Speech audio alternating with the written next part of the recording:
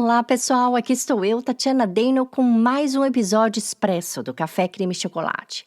Porque às vezes um crime curto também pode causar um impacto amargo e duradouro. Só lembrando, embora resumido, esse episódio ainda conta com descrições que podem desencadear gatilhos emocionais a alguns ouvintes, principalmente aos sensíveis a conteúdos mórbidos. Portanto, ouça com discrição e responsabilidade. Sua audiência não é recomendada a menores de 14 anos. Imagine você, em meados dos seus 50 anos de idade, depois de ter vivido várias fases da vida, enquanto sente que tem pleno conhecimento de quem é, de onde veio e para onde vai, resolve incrementar sua história com um simples teste de DNA daqueles comprados em farmácia, para saber mais sobre sua ancestralidade. Veja bem, sua intenção não é saber quem é seu pai, sua mãe, nem necessariamente de onde eles vêm, porque ambos sempre fizeram questão de celebrar seus italianismos. A ideia era apenas fazer o que todos estavam fazendo na época, desvendar os caminhos que seus tataravós traçaram na vida. Mas só que então, no seu caso, o teste se transforma numa investigação, e não uma investigaçãozinha qualquer, mas a investigação de um cold case de mais de 70 anos, e envolvendo quem? O seu próprio pai. Pois é, foi isso que aconteceu em 2017 com uma mulher chamada Aubrey Bell, em um caso surreal, quase que inacreditável, cheio de plot twists, que promete deixá-los de queixo caído. Então, bora passar esse cafezinho logo, porque esse episódio pode ser curtinho, mas aposto que além de deixá-los pensando, ele tem tudo para virar pauta de conversa entre amigos. Porque eu acho que crimiseiro nenhum conseguirá guardar as reviravoltas dessa história para si.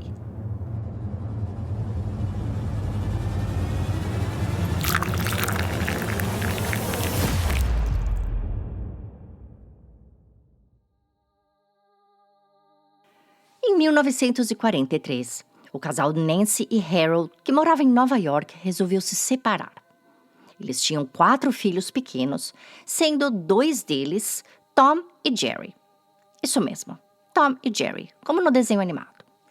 Tom, mais velho dos meninos, tinha 4 anos e Jerry 1.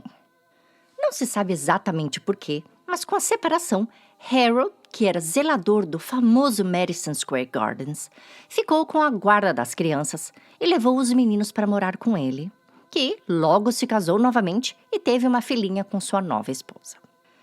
A vida seguiu e 2 anos depois, em 9 de julho de 1945, pleno verão em Nova York, Tom, já com 6 anos, e seu irmão Jerry, de 3, saíram para andar de velotrol do lado de fora do apartamento que moravam com o pai e a madrasta.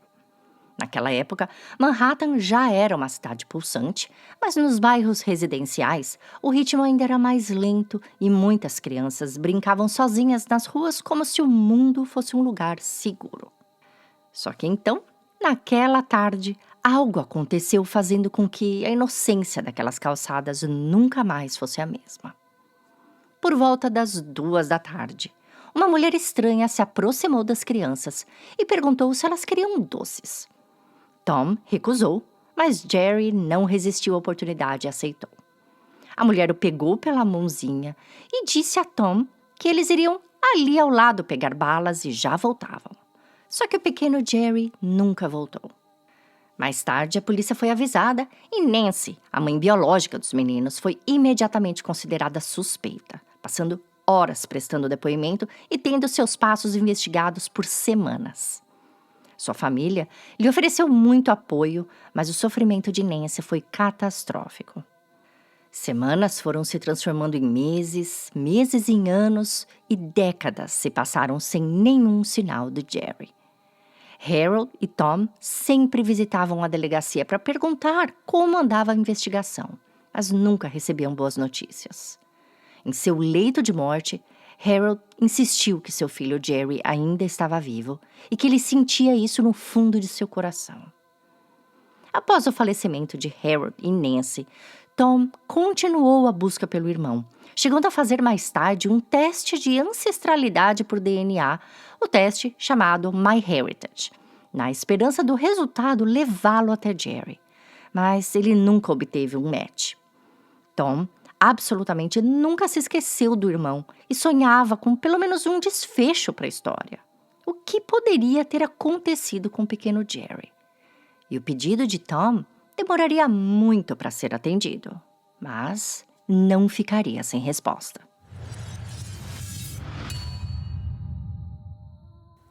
Em 2017, Audrey Bell, uma mulher de 51 anos que residia em Long Island, Nova York, resolveu fazer um teste de DNA da empresa 23andMe. Ao receber o resultado, Audrey ficou surpresa. O teste indicou que ela não tinha ascendência italiana, como seus pais a fizeram acreditar a vida inteira. De acordo com o resultado, Audrey era irlandesa, escocesa e espanhola. Ela ficou intrigada, considerando que seu pai, Richard Palmadesso, ostentava sua ascendência italiana. Audrey questionou o pai, que já estava com 76 anos, e ele não entendeu nada. Nem sobre o teste, nem sobre nada que a filha estava falando. Ele era descendente de italiano, sim. Esse negócio aí de teste, isso é que não devia estar certo para ele. Ela perguntou para a mãe dela também. E a mãe falou, não, filha, a família do seu pai toda é italiana, bem italiana.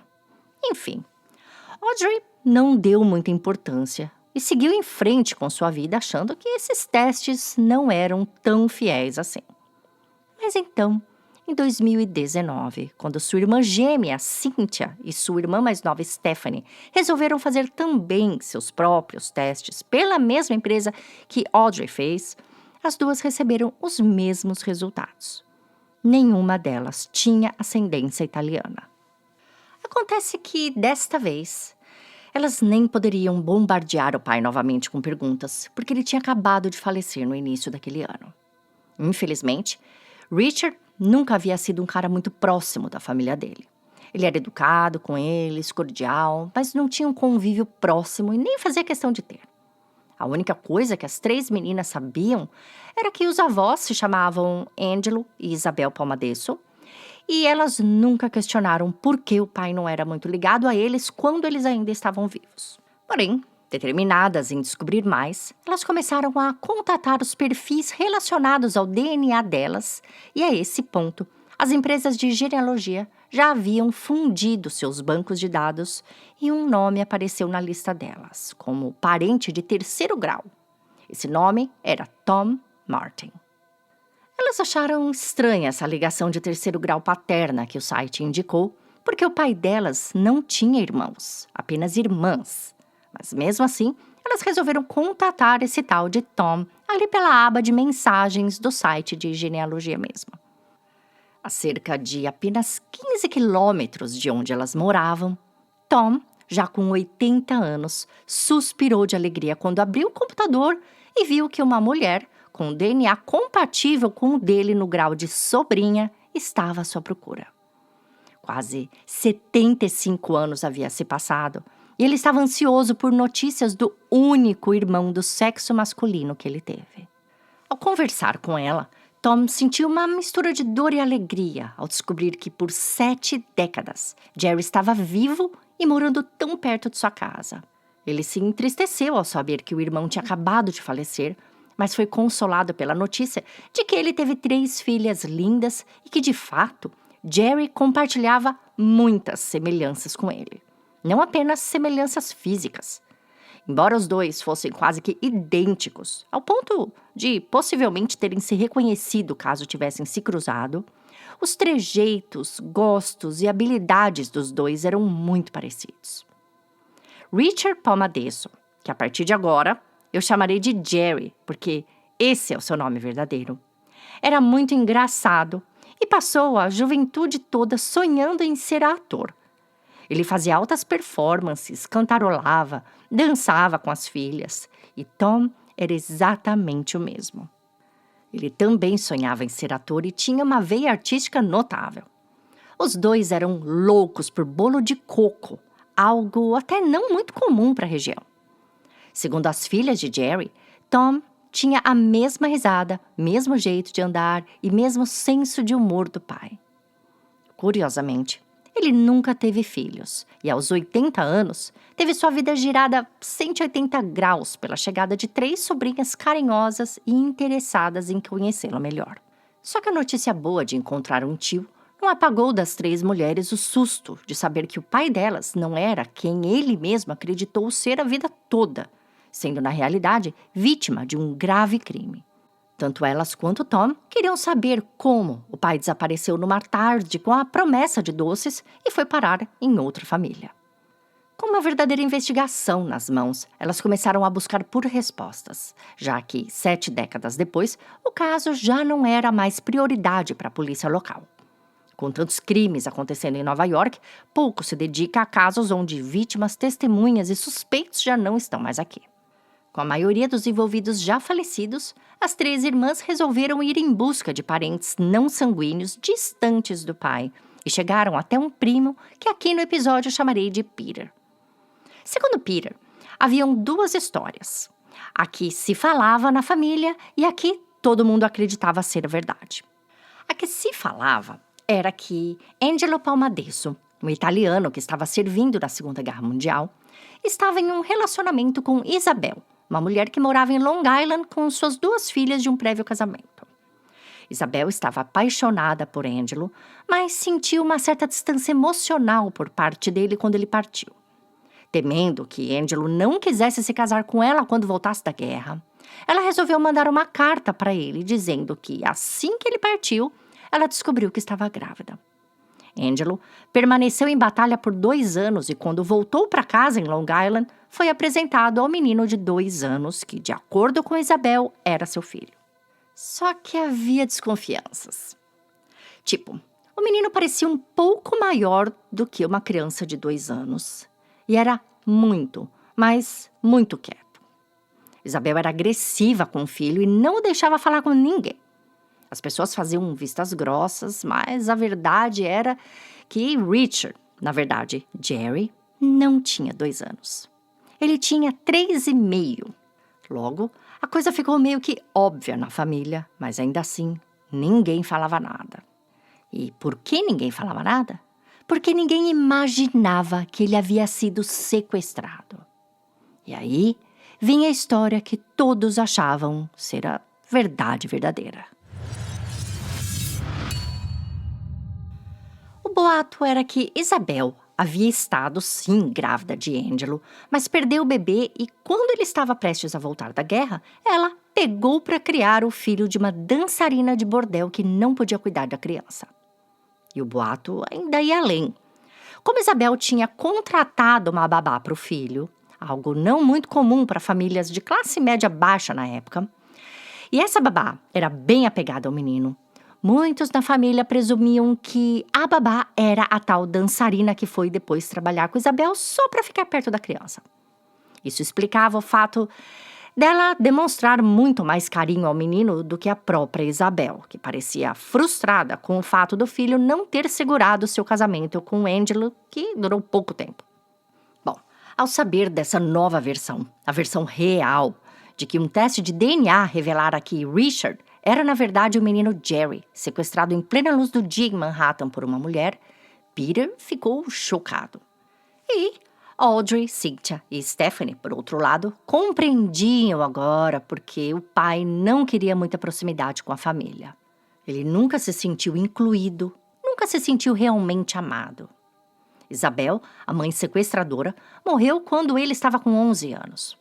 Em seguida, o pai, que desconfiava que o filho nem era dele, mandou a babá embora e enviou Richard para morar na casa do pai de Peter. Peter disse que, embora a família fofocasse bastante sobre a origem de Richard, ele mesmo, Richard, não fazia ideia de que não era filho biológico de Isabel e Angelo. Talvez o sequestro foi apagado de sua mente por causa do trauma, e depois de viver anos sem que a mãe o deixasse falar, ele apenas foi vivendo. De fato, quando eu fui buscar jornais lá da época para montar esse episódio, eu li um depoimento de Harold, pai de Jerry, logo no dia do sequestro. Ele descrevia o filho de 3 anos e meio, dizendo que Jerry não falava, mas saberia dizer seu próprio nome caso perguntado. Esse atraso na fala poderia indicar um atraso de desenvolvimento geral, o que o colocaria, junto ao trauma, em posição vulnerável diante da manipulação por parte de Isabel quando o sequestrou. Bom, quem mais sofreu nessa história, além de Jerry, foi Nancy, que por tempos foi acusada de ter sequestrado o próprio filho e enfrentou dificuldades até para manter contato com Tom. Harold, que não sossegava em busca do menino e morreu com a esperança de reencontrá-lo. E Tom, que passou pelo menos 75 anos de sua vida sem notícias do irmão, vivendo uma vida solitária. Felizmente, em seu caso, o destino ainda entregou um meio final feliz. Audrey, Cynthia e Stephanie adotaram o tio como uma figura paterna, cuidando dele com carinho e todos os anos lhe entregando um cartão de Dia dos Pais. Um gesto simples, mas que simboliza o reencontro e o afeto que resistiu ao tempo. Bom, esse foi o Expresso de hoje. Me contem agora o que vocês acharam. Se vocês, como eu, ficaram imaginando quantas vezes Tom e Jerry pode ter cruzado um com o outro, passado na mesma rua de cabeça para baixo sem se reconhecer, ou quantas vezes podem ter estado até nos mesmos lugares, sem imaginar ao lado de quem estavam, né? Jerry acreditando ser Richard, coberto sem saber pela capa cruel de um dos piores crimes, que é a abdução de uma criança, e Tom tão perto do irmão sem vê-lo, até que as curvas do DNA os reunisse de forma quase que milagrosa. Eu espero os comentários de vocês e volto daqui uns dias com mais um caso criminal. Até lá!